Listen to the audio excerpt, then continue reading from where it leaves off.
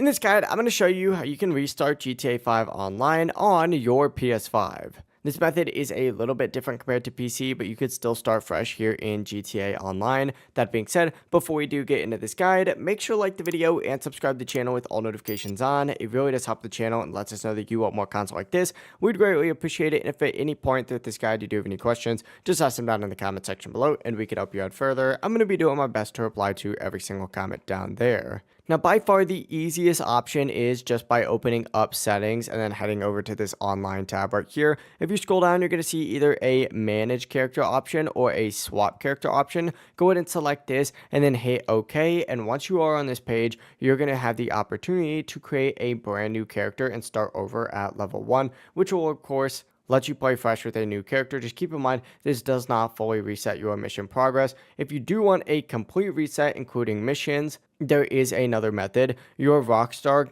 Games account is going to be linked to your PS5 account, and essentially you just need to unlink this. To do this, you're going to have to go to Rockstar Games using a phone, console, browser, or a PC, and once you are logged in, there's going to be a linked account section where you could just disconnect your PS5 from that Rockstar Games account. As soon as you unlink it, get back in GTA 5 Online on your console, and you'll be able to start from the beginning with a new Rockstar Games account. You can also simply log into your PS5 using a different Rockstar Games account. Whenever you do that, GTA 5 Online will launch as if you are a brand new player, letting you essentially start completely fresh. But that is it. That is how you can actually restart GTA 5 online here on a PS5. If this guide does help you out, make sure to like the video and subscribe to the channel with all notifications on. It really does help the channel and lets us know that you want more content like this. We'd greatly appreciate it. And if at any point throughout this guide you do have any questions, just ask them down in the comment section below and we can help you out further. Have a great rest of your day though.